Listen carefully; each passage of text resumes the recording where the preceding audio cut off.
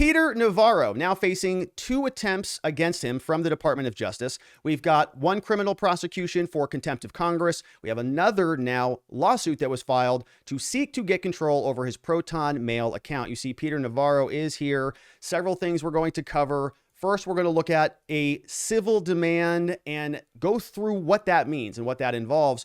We're also going to look at the criminal case docket and get an update there. So I want to show you now the 2 different sort of areas of law, the criminal case and the civil case. Here we have Peter Navarro, the civil case, and this got filed very, very recently. On August 3rd, there was a complaint filed against Navarro with a whole slew of exhibits. And you can see there's been activity leading up to today, August 4th, order establishing procedures for the judge who got assigned the case. So very fresh case, right? Not a lot here because it's brand new. Notice of appearance entered on behalf of the United States, and the case has been assigned to a judge, but no information about Peter Navarro getting an attorney, no indication that there's a sort of any legal counsel who's representing him yet. But when we take a look at the actual complaint, I want to show you what he is attempting, or what's attempting to be done here.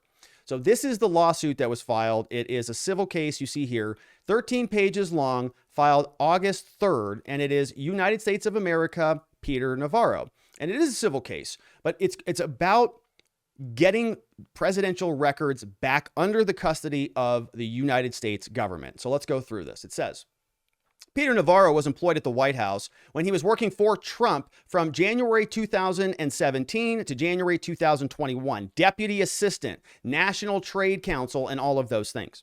In March 2020, he appointed Navarro to coordinate the government's use of the Defense Production Act to help with COVID. Okay, so this guy's sort of been highly involved in the federal government. The Presidential Records Act is going to be the subject of this suit, creates a framework for the preservation of presidential records, subject to conditions and exceptions not relevant here. You've got to keep your records. The United States retains control over your emails, over your records, over your text messages. Okay, so anybody who works in the federal government or sort of in the presidential administration, they've got to comport with this law. Among other responsibilities here, any presidential records sent on non-official electronic messages must be accounted for, must be turned over and transferred over to the National Archives at the conclusion of the administration. At the end of the administration, the archivist takes control of those records. And they say here that while serving in the White House, Mr. Navarro used at least 1 non-official email account called ProtonMail. ProtonMail, of course, is that mail server that's supposed to be ultra secure, ultra private. And, there's a lot of debate about that topic. Vientikis on our locals channel said that maybe it was a honeypot, right, to sort of capture people. And, I don't know if that's true or not, but there are a lot of theories about that. But the point is, right, it's supposed to be a hardened email server, and it is supposed to be difficult to sort of be turned over to authorities. And so they want that now.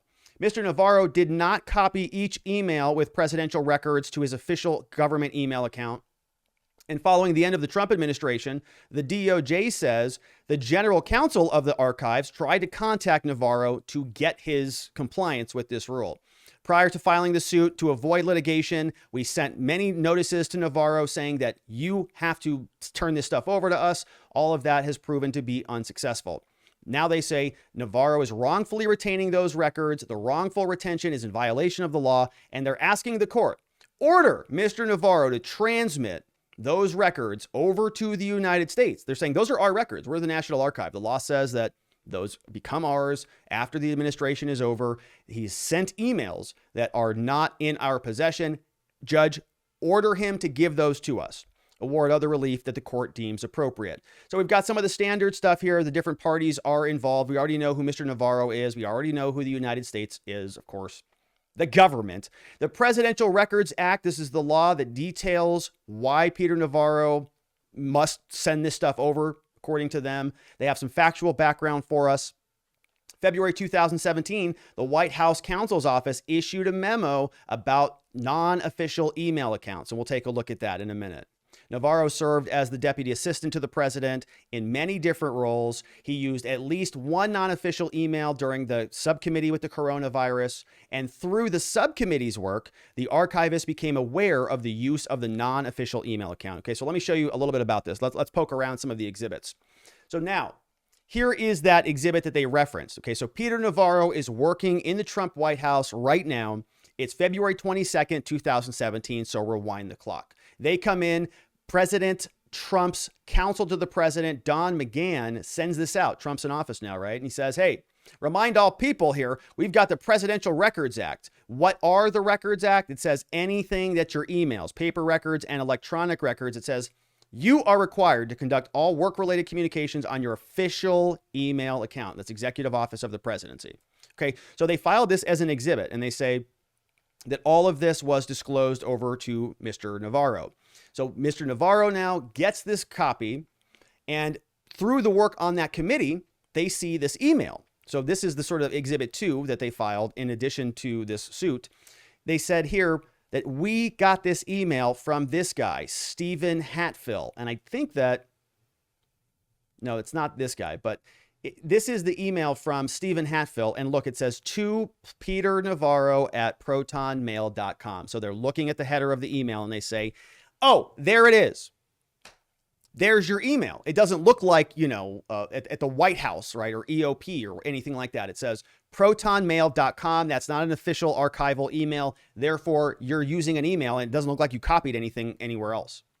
So here, right, all of this is just sort of a back and forth about the COVID stuff. Stephen Hatfill sends another email in March 16, 2020, when stuff is hitting the fan at that moment. They're sort of revising this recommendation document.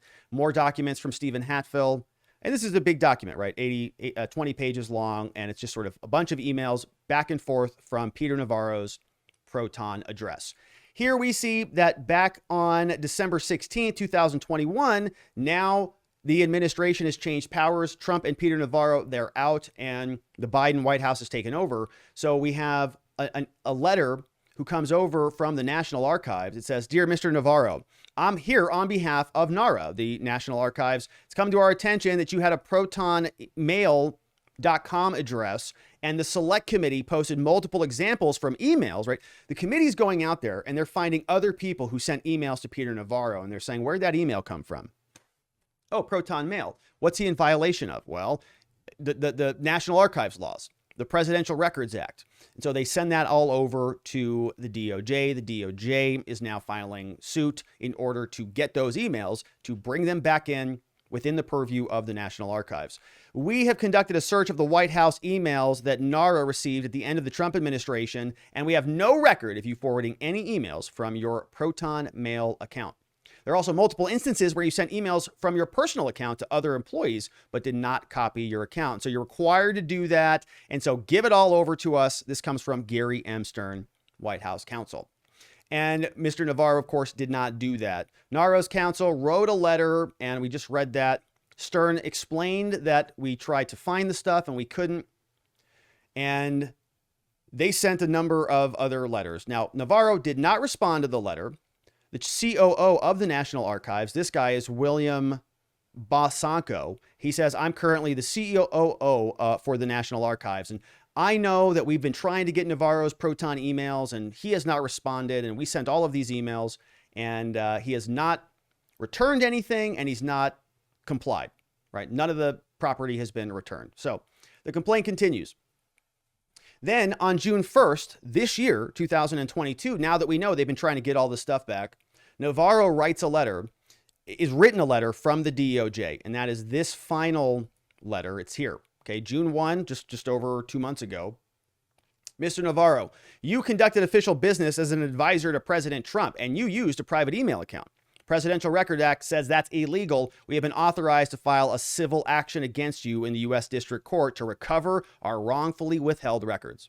We intend to file the action in June, and of course they have done that now. If you have any questions about this matter, email the DOJ. Signed from Elizabeth Shapiro out of the Civil Division for the Federal DOJ. The letter went out to him. Then on June 16th, lawyers for Navarro contacted them, say, we've just been retained. They say, we're going to be working with you. We've got periodic updates. But an email came out July 22nd. They say they have 1,700 documents. And then they refuse to produce any of those records. Okay, so now they're saying that even Navarro's lawyers are not giving us anything. So count one, they say Navarro has possession and custody of these documents, and therefore we need to go get those back. None of the official electronic emails included copies, and therefore Navarro has unjustly retained property, right? Those emails are the U.S. property according to them, and he has to turn those over. Also, count two, same thing, right? He's also in possession of government documents. And so they're asking the court to authorize the recovery of these records, issue an order requiring Navarro to cooperate with the official serving and implementation of the writ of replevin, which is the return of the documents, and other similar order to ensure the presidential records go back to the United States. There it is. Okay, so he's got another civil action, 13 pages long, filed against him and signed off on by 3 different federal prosecutors and a trial attorney, Lee Reeves. So 4 people there, all submitting this against Mr. Navarro. Now, that is in the civil case. Now, the civil case is to return the emails. The criminal case, as we'll see here, involves the contempt of Congress charges. And so I want to share with you something that just got filed today in the Peter Navarro case. You see, it's pretty quiet as of recently. The last update until today was on July 15th. We had a status conference and there was not a lot of activity there. Our next court date was going to be scheduled on August 11th, 2022 at 9 a.m. Okay, so that's the next court date in about a few days from now. What is that? 7 days from now. We'll have that court date and we'll see what happens. It's publicly accessible, so call in and we can see maybe if we can find a good tweet thread for that one. But I wanted to share this with you. Okay, look today, August 4th, motion to compel filed by who? Peter Navarro. And it's got a bunch of different attachments and exhibits. And so I have not gone through this in detail because it literally just hit the docket today. And I want to share this with you now. It's 44 pages long. Oh my goodness. That's a lot. So let's see what we can piece together here. This is United States of America versus Peter Navarro. It is the defendant's, so Peter's, motion to compel discovery. And discovery is a very important part of any criminal case. Remember, the government prosecutor, they have everything. They have all the reports. They've got all the body cameras. They've got all the test results. They've got the entire file. So you need to get that stuff if you're a defendant in order to properly prepare and defend for your case. Here, as we can see, they're referencing some of the cases you probably know and may have heard of, like Brady, where we talk about exculpatory information, information that might tend to prove a defendant's innocence, has to be disclosed over to the defense. And they're referencing this. They say, oh my goodness, look at this. In this motion, they are referencing a quote. This is beautiful. From Molly Gaston, who was the prosecuting attorney in the Steve Bannon case. Look at this. So they're going through her voir dire. It's not opening statements. It's from voir dire. It's when she's asking the jurors questions if they're going to get on the Steve Bannon trial. And they quote her. They say, she said, quote, "We shouldn't be disqualifying people just because they believe the work of the committee or the functioning of the government is important. We shouldn't be disqualifying people." Let's see where this goes. The government's view of this case is perhaps best encapsulated in this one sentence and is forborne in the minimal discovery, just 633 documents and 2,600 pages produced by the government to date. So 2,600 pages, right, sounds like a lot, but when you put it in context of January 6th, it's probably not all that much, probably a lot more than that. In short, the government, according to Navarro's defense, has determined that the U.S. House Select Committee to investigate the Capitol, the Select Committee, is properly constituted. The government determined the subpoena, the Select Committee that they issued to Navarro, was valid and enforceable. And the government determined that President Trump's invocation of executive privilege as to his closest aides and advisors was of no consequence. All this before either this court or Navarro had an opportunity to scrutinize the government's rationale or its conclusions. This is not a simple misdemeanor prosecution. It's a test of separation of powers as between the executive branch and the legislative branch. And the only forum for this dispute to be resolved is this court.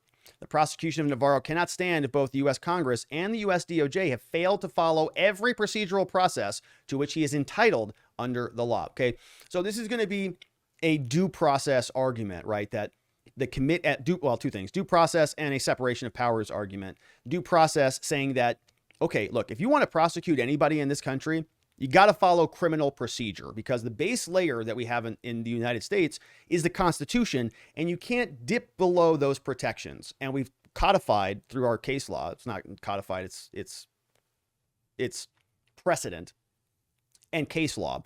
We've established sort of the boundaries of due process. And we say, look, we know that some proceedings have indicia of due process and others do not. And so what they're arguing here is that the January 6th committee, the government has decided on their own, externally from the courts, that their process is due, right? That what the January 6th committee has done is affording due process in their proceedings.